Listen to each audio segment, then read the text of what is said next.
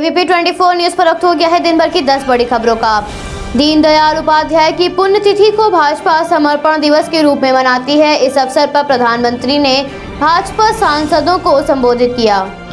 भारत और चीन के बीच कई महीनों से वास्तविक नियंत्रण रेखा पर तनाव की स्थिति बनी हुई है, जिस पर रक्षा मंत्री ने कहा दोनों ही देशों ने अपनी सेनाओं को पीछे हटाने पर सहमति बना ली है। पैंगोंग झील के उत्तरी और दक्षिणी किनारे पर दोनों देशों की सेनाएं प्राथमिक पोस्ट पर तैनात सैनिकों को पीछे करेंगे। चीन जहां उत्तरी तट पर फिंगर 8 के पूर्व में जाएगा, वहीं भारतीय सेना फिंगर 3 के पास स्थित मेजर ध्यान सिंह थापा पोस्ट पर जाएगी। पैंगोंग से सेनाओं को पूरी तरह से हटाने के बाद दोनों देशों के बीच में एक बार फिर से वार्ता होगी। इस तनावपूर्ण स्थिति को कुशलता पूर्वक संभालने के लिए रक्षा मंत्री ने भारतीय सेना के बहादुर वीर जवानों की तारीफ की। रक्षा मंत्री ने कहा भारतीय सेनाओं ने चुनौतीपूर्ण स्थिति का डटकर सामना किया है और अपने शौर्य एवं बहादुरी का परिचय दिया है। वास्तविक नियंत्रण रेखा पर तनावपूर्ण स्थिति से दोनों देशों के मध्य आई दरार पर रक्षा मंत्री ने कहा दोनों ही देशों के मध्य कई महीनों से चल रहे तनाव से शांति और स्थिरता में किसी प्रकार की प्रतिकूल स्थिति का हमारे द्विपक्षीय संबंधों पर बुरा असर पड़ा है। हमारी सशस्त्र सेनाओं द्वारा भारत की सुरक्षा की दृष्टि से पर्याप्त तथा प्रभावी काउंटर तैनाती की गई है। वास्तविक नियंत्रण रेखा तथा सीमाओं पर शांति और स्थिरता कायम रखना दोनों ही देशों के संबंधों के लिए बहुत ही आवश्यक है।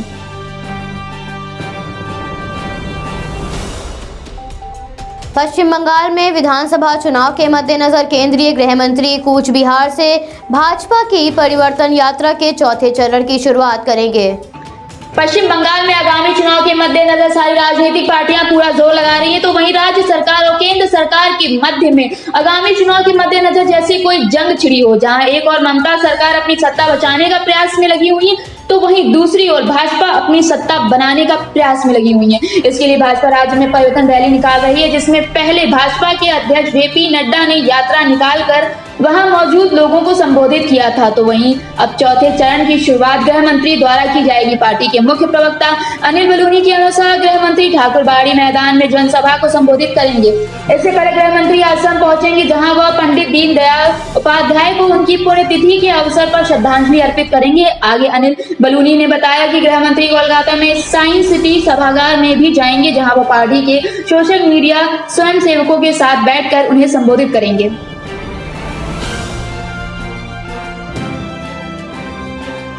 केंद्रीय रक्षा मंत्री ने संसद में वास्तविक नियंत्रण रेखा पर भारत और चीन की तनावपूर्ण स्थिति पर बयान दिया।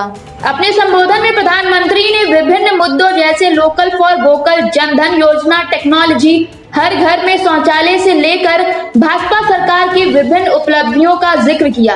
प्रधानमंत्री ने दीनदयाल उपाध्याय को श्रद्धांजलि अर्पित करते हुए कहा पहले भी अनेक अवसरों पर हमें दीनदयाल जी से जुड़े कार्यक्रम में शामिल होने का अवसर मिला। विचार रखने का और अपने वरिष्ठ जनों के विचार सुनने का शुभ अवसर हमें मिला। प्रधानमंत्री ने भाजपा सांसदों को आगे संबोधित करते हुए कहा यह हमारी विचारधारा है कि हमें राजनीति का पाठ राष्ट्र नीति की भाषा में पढ़ाया जाता है।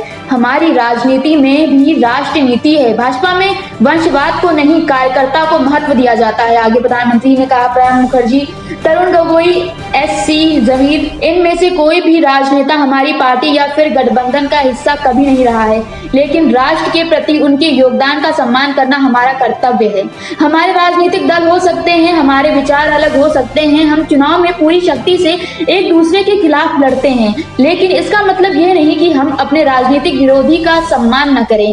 महामारी के कारण उत्पन्न संकट के हालातों का उल्लेख करते हुए प्रधानमंत्री ने कहा कोरोना काल में देश के सामने अत्यंत चुनौतियां खड़ी थी। देश ने अंत्योदय की भावना को सामने रखते हुए और अंतिम पायदान पर खड़े हर गरीब की चिंता की। आत्मनिर्भरता की शक्ति से देश ने एकात्म मानव दर्शन को भी सिद्ध किया। पूरी दुनिया को वैक्सीन भारत ने मुहैया कराई। लोकल इकोनॉमी पर विजन इस बात का प्रमाण है कि उस दौर में भी उनकी सोच कितनी प्रैक्टिकल और व्यापक थी। हमारे शास्त्रों में कहा गया है कि अपना देश ही हमारे लिए सब कुछ है, तो तीनों लोगों के बराबर हमारे लिए हमारा देश है। जब हमारा देश समर्थ होगा तभी तो हम दुनिया की सेवा कर पाएंगे, एकात्म मानव दर्शन को सार्थक कर सकेंगे। आगे प्रधानमंत्री ने दीनदयाल उपाध्याय का जिक्र करते हुए कहा एक और वह भारतीय राजनीति में एक नए विचार को लेकर आगे बढ़ते थे, तो वहीं दूसरी ओर हर एक पार्टी हर एक विचारधारा के नेताओं के साथ भी उतने ही सहज रहते थे।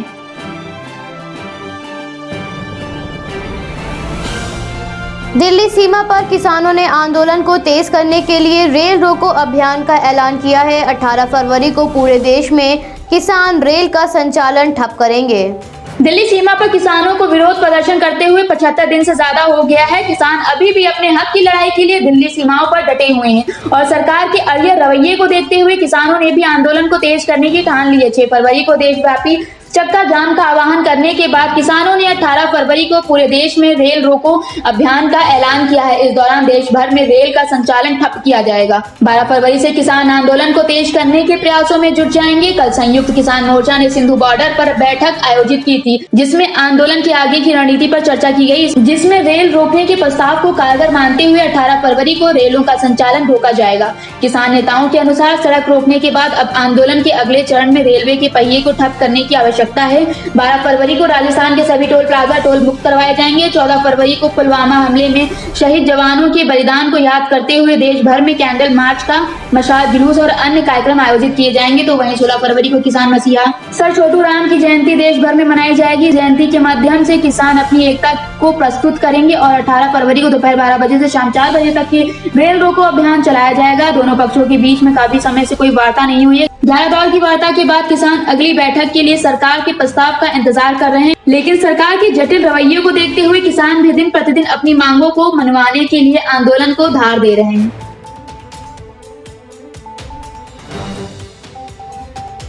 भाजपा अध्यक्ष जेपी नड्डा ने ममता सरकार पर निशाना साधते हुए कहा, ममता बनर्जी की सत्ता से विदाई के बाद बंगाल का विकास संभव है। पश्चिम बंगाल में आगामी चुनाव के मद्देनजर राज्य में सियासत गरमा गई है। सभी पार्टियां मतदाताओं को अपनी ओर लुभाने के प्रयासों में जुटी हुई हैं। तो वहीं भाजपा के अध्यक्ष जेपी नड्डा ने ममता सरकार को घेरते हुए कहा, जो लोग मां, माटी और मनुष्य का नारा देते हैं वे आज तानाशाही और तुष्टीकरण की राजनीति कर रहे हैं। बंगाल में तानाशाही की सरकार चल रही है और राज्य की जनता अब इसे परेशान आ गई है और अब जनता परिवर्तन चाहती है। इस बार बंगाल में भाजपा का कमल खिल कर रहेगा। जेपी नड्डा ने खड़गपुर जिले में 4 चक्र कार्यक्रम को संबोधित करते हुए कहा, प्रधानमंत्री के नेतृत्व में बंगाल में विकास होगा। प्रधानमंत्री बंगाल में विकास करने का हर संभव प्रयास कर रहे हैं, जबकि ममता बनर्जी बंगाल की संस्कृति तक को खत्म कर रही है। राज्य का विकास तभी संभव है जब आप ममता दीदी को गुड बाय कहेंगे और भाजपा का स्वागत करेंगे। भाजपा का कमल पश्चिम बंगाल में विकास लेकर आएगा। प्रधानमंत्री द्वारा कराए गए कार्यों को जिक्र करते हुए जेपी नड्डा ने कहा, प्रधानमंत्री ने राज्य को 4700 करोड़ के रिफाइनरी प्रोजेक्ट और हाईवे के लिए 25,000 करोड़ की सौगात दी है। राज्य के किसानों व आदिवासियों के लिए ममता सरकार ने कुछ भी नहीं किया। अब बंगाल की जनता परिवर्तन चाहती है।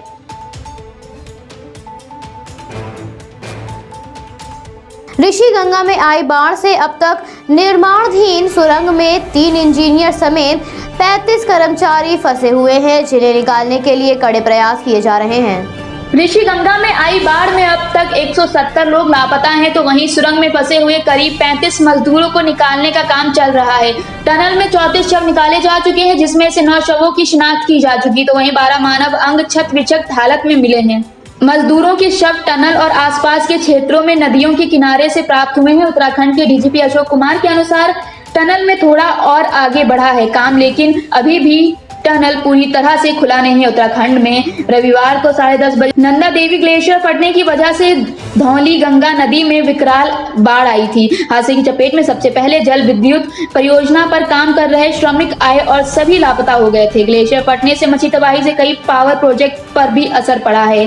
Tapovan Vishnugarh hydro power plant इस बाढ़ में पूरी तरह से नष्ट हो गए हैं। राज्य आपातकालीन परिचालन केंद्र की रिपोर्ट के अनुसार अब तक कुल 170 लोग लापता हैं। तो तपोवन सुरंग में 5 मीटर तक काम रोक दिया गया है। अंदर गैस बनने के कारण ड्रिलिंग करने में परेशानी हो रही है। तपोवन देवी आपदा का आज 5वां दिन है। इस समय 8 टीमों सहित SDRF राहत बचाव अभियान चल रहा है। रेहड़ी गांव में श्रीनगर तक लापता लोगों की तलाश की जा रही है। अलकनंदा के तटों पर बयाना कूलर से सर्च किया जा रहा है। मुख्यमंत्री त्रिवेंद्र सिंह रावत ने कहा, इसरो की सैटेलाइट इमेज के आधार पर बर्फ का पहाड़ खिसकने को घटना का कारण बताया गया है। बर्फ खिसकने की घटना की जांच कराई जा रही है।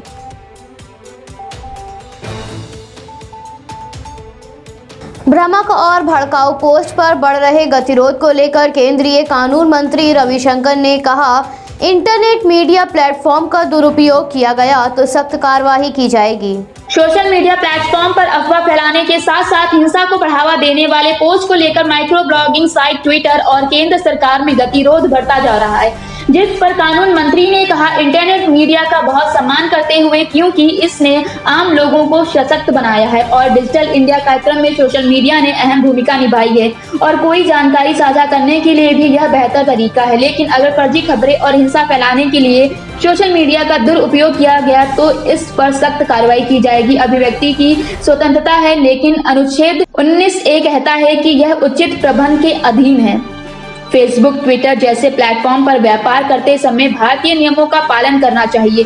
सभी इंटरनेट मीडिया प्लेटफॉर्म को भारत के संविधान का पालन करना चाहिए। भारतीय संविधान सरकार और प्रधानमंत्री की आलोचना करने की अनुमति देता है, लेकिन फर्जी खबर फैलाने की अनुमति भारतीय संविधान में नहीं है। आगे कानून मंत्री ने कहा अगर ट्विटर और इंटरनेट मीडिया को भारत में व्यापार करना है तो भारतीय कानूनों को ध्यान में रखना होगा। अलग अलग देशों के लिए अलग अलग मापदंड नहीं हो सकते हैं।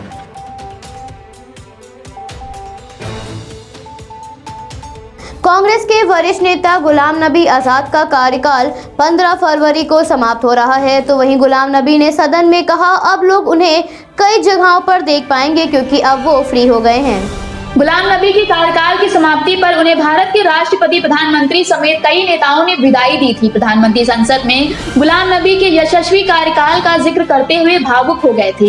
एक विपक्षी पार्टी के नेता के लिए प्रधानमंत्री के ये भाव काफी आश्चर्यजनक रहे, मगर इसके साथ ही इन भावों ने भारतीय राजनीति की एक सकारात्मक छवि प्रस्तुत की थी। तो वहीं गुलाम नबी ने संसद में कहा अब वह सांसद बने रहना नहीं चाहते, ना ही उन्हें मंत्री पद चाहिए। इसके साथ ही अब पार्टी में भी कोई पद नहीं लेना चाहते हैं। गुलाम नबी ने कहा मैं एक राजनेता के तौर पर अपने काम से संतुष्ट हूं और जब तक जिंदा हूं तब तक जनता की सेवा करता रहूंगा। गुलाम नबी ने आगे अपने कार्यकाल का जिक्र करते हुए कहा मैंने ईमानदारी से अपने कर्तव्य का निर्वहन किया है। मुझे देश और दुनिया को जानने और समझने का मौका मिला, इसके लिए मैं खुद को सौभाग्यशाली समझता हूँ। गुलाम नबी ने राष्ट्रपति, प्रधानमंत्री समेत विभिन्न दलों के सहयोगी द्वारा मिले समर्थन पर उनका आभार व्यक्त किया।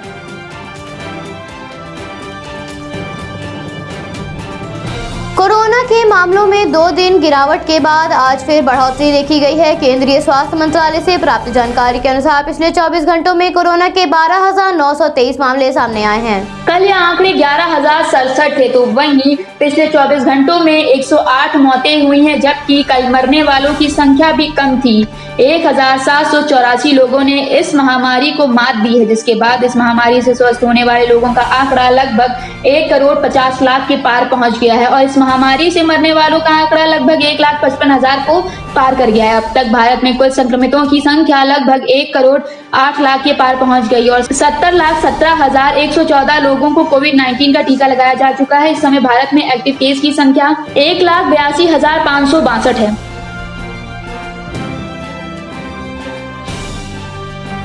म्यांमार में तख्तापलट का विरोध जारी है। अब प्रदर्शनकारियों के समर्थन में अमेरिका सामने आया है। म्यांमार में सेना द्वारा तख्तापलट के खिलाफ नागरिकों में गुस्सा खत्म होने का नाम नहीं ले रहा है। सैन्य सरकार द्वारा आंदोलन को खत्म करने के लिए कर्फ्यू लगाने के बाद भी हजारों लोग सड़कों पर उतरकर तख्तापलट के विरोध में प्रदर्शन कर रहे हैं। पुलिस प्रदर्शनकारियों को भगाने के लिए दंगा नियंत्रण हथियारों का भी इस्तेमाल कर रही है, जिससे कई लोग गंभीर रूप से घायल हो रहे हैं। उन्हें हवा में फायरिंग करने के साथ साथ रबड़ की गोलियों का भी सामना करना पड़ रहा है, जिससे अब तक कई प्रदर्शनकारी घायल हो चुके हैं और 100 से अधिक प्रदर्शनकारियों को पुलिस द्वारा गिरफ्तार किया जा चुका है। म्यांमार के दूसरे बड़े शहर मांडले के मेयर यू येविन सहित कई लोगों को गिरफ्तार किया गया है। हालांकि मेयर और के साथ के लोगों की गिरफ्तारी के कारणों का अभी कोई स्पष्टीकरण नहीं दिया गया है। अब प्रदर्शनकारियों के समर्थन में अमेरिका खुलकर सामने आ गया। हालांकि इससे पहले अमेरिका ने म्यांमार की सेना को चेतावनी देते हुए कहा था कि यदि सेना ने अपने कदम पीछे नहीं लिए और देश में लोकतांत्रिक की बहाली नहीं की तो अमेरिकी सरकार द्वारा सख्त कार्रवाई की जाएगी, जिसके बाद म्यांमार की सेना अलर्ट मोड पर चली गई थी। तो वहीं अब म्यांमार में दिन प्रतिदिन लोगों का आक्रोश बढ़ रहा है। लोग सड़कों पर उतरकर नारेबाजी कर रहे हैं। सैन्य सरकार ने प्रदर्शनों को रोकने के लिए कर्फ्यू का भी ऐलान किया था, जिसका कोई प्रभाव नहीं पड़ा। अमेरिका के साथ साथ संयुक्त राष्ट्र प्रमुख एंटोनियो गुटरेस ने एशियाई देशों के नेताओं से संपर्क बनाने के प्रयास शुरू कर दिया है। न्यूजीलैंड के तख्तापलट के विरोध में म्यांमार के साथ उच्च स्तरीय संबंध निलंबित कर दिए गए हैं। अपने आसपास होने वाली घटनाओं को कीजिए हमें शेयर, हम दिखाएंगे अपने चैनल पर, वो भी आपके नाम के साथ। कीजिए हमें व्हाट्सएप या ईमेल।